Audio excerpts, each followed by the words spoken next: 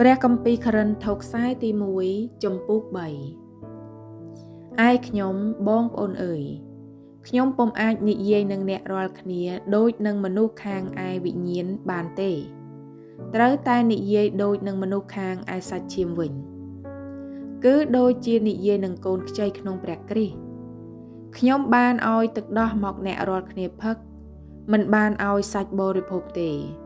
ត្បិតការនោះអ្នករាល់គ្នាពុំអាចនឹងបរិភោគបានហើយឥឡូវនេះក៏មិនទាន់បានដែរដោយព្រោះអ្នករាល់គ្នានៅតែខាងសាច់ឈាមនៅឡើយត្បិតដែលមានសេចក្តីឈ្លាននេះឆ្លោះប្រកែក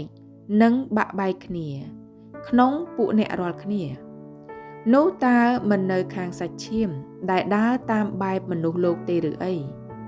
គឺការដែលម្នាក់ប្រកាន់ថាខ្លួនជាសិស្សរបស់ប៉ុលហើយម្នាក់ទៀតថាខ្លួនជារបស់អាប៉ូឡូនោះតើមិនមែននៅខាងសាច់ឈាមទេឬអី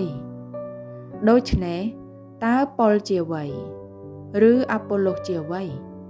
គឺគ្រាន់តែជាអ្នកបម្រើដែលនាំឲ្យអ្នករាល់គ្នាជឿតាមដែលព្រះអម្ចាស់បានប្រទានមកគ្រប់គ្នាតែប៉ុណ្ណោះទេតើខ្ញុំបានសាព្រោះអាប៉ូឡូជាអ្នកស្រោចតែដែលបានដុះឡើងនោះគឺព្រះបានធ្វើវិញហេតុនោះបានជាអ្នកដែលសាព្រោះនិងអ្នកដែលស្រោចនោះមិនមែនជាអ្វីទេស្រេចហើយនឹងព្រះដែលធ្វើឲ្យដុះវិញទេតើឯអ្នកដែលសាព្រោះនិងអ្នកដែលស្រោចនោះដូចគ្នាទេហើយក្នុងអ្នកនីមួយនោះនឹងបានរង្វាន់តាមការដែលខ្លួនធ្វើត្បិតយើងរាល់គ្នាជាអ្នកធ្វើការជាមួយនឹងព្រះឯអ្នករាល់គ្នាជាស្រែដែលព្រះទ្រង់ភ្ជួរហើយជាផ្ទះដែលព្រះទ្រង់ធ្វើខ្ញុំបានដាំជើងជញ្ជាំងដូចជាមេជាងផ្ទះដល់ចំណានតាមព្រះគុណដែលព្រះបានប្រទានមកខ្ញុំមានម្នាក់ទៀតជាអ្នកសង់ពីលើប៉ុន្តែត្រូវឲ្យមនុស្សប្រយ័ត្នរៀងខ្លួនអំពីបែបណាដែលសង់ពីលើជើងនោះត្បិតគ្មានអ្នកណាអាចនឹងដាំជើងជញ្ជាំងណាផ្សេងទៀតក្រៅពីជើងដែលបានដាំរួចហើយនោះបានទេគឺជាព្រះយេស៊ូវគ្រីស្ទបើអ្នកណាយកមាសប្រាក់ត្បូងឈើស្បូវឬស្លឹកដើម្បីនឹងធ្វើពីលើជើងជញ្ជាំងនេះនោះការដែលអ្នករាល់គ្នាធ្វើនឹងលេចមកឲ្យឃើញត្បិតថ្ងៃនោះនឹងបង្ហាញពីការនោះយ៉ាងច្បាស់លាស់ព្រោះការនោះនឹងសម្ដែងចេញមកដោយសារភ្លើងហើយភ្លើងនឹងសាកមើលការដែលនីមួយធ្វើឲ្យដឹងជាយ៉ាងណាបើការដែលអ្នកណាសង់បានឡើងបានជាប់នៅអ្នកនោះនឹងបានរង្វាន់បើការដែលអ្នកណាធ្វើត្រូវឆេះអ្នកនោះនឹងត្រូវខាតវិញតែខ្លួនអ្នកនោះនឹងបានរួចបែបដូចជាដើរកាត់ភ្លើងតើអ្នករាល់គ្នាមិនដឹងទេឬអីថាខ្លួនអ្នករាល់គ្នាជាព្រះវិហារនៃព្រះហើយថាព្រះវិញ្ញាណនៃព្រះទ្រង់សន្ធិដ្ឋក្នុងអ្នករាល់គ្នា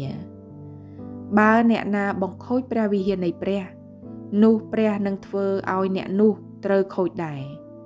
ត្បិតព្រះវិហារនៃព្រះជាវត្ថុដល់បរិសុទ្ធគឺជាខ្លួនអ្នករាល់គ្នានេះឯងកុំឲ្យអ្នកណាបញ្ឆោតខ្លួនឡើយបើអ្នកណាក្នុងពួកអ្នករាល់គ្នាស្មានថាខ្លួនមានប្រាជ្ញាក្នុងលោកីយ៍នេះត្រូវឲ្យអ្នកនោះត្រឡប់ជាល្ងងល្ងើវិញដើម្បីឲ្យមានប្រាជ្ញាឡើងពីព្រោះប្រាជ្ញារបស់លោកីយ៍នេះជាសេចក្តីល្ងងល្ងើនៅចំពោះព្រះត្បិតមានសេចក្តីចែងទុកមកថាព្រះទ្រង់ចាប់ពួកអ្នកប្រាជ្ញដោយសារកិច្ចកលរបស់ខ្លួនគេហើយមានបទមួយទៀតថាព្រះអង្គម្ចាស់ទ្រង់ជ្រាបគំនិតនៃពួកអ្នកប្រាជ្ញថាជាឥតប្រយោជន៍ទាំងអស់ដូច្នេះកុំឲ្យអ្នកណាអួតពីមនុស្សឡើយត្បិតគ្រប់ទាំងអស់ជារបស់ផងអ្នករាល់គ្នាទោះទាំងប៉ុលឬអាប៉ូឡូកេផាលោកីជីវិតសេចក្តីស្លាប់របស់នៅជំនាន់សពថ្ងៃឬទៅមុខក្តីនោះសុទ្ធតែជារបស់ផងអ្នករាល់គ្នាទាំងអស់ តែឯអ្នករាល់គ្នាជារបស់ផងព្រះគ្រីស្ទវិញហើយព្រះគ្រីស្ទទ្រង់ជារបស់ព្រះអាមែន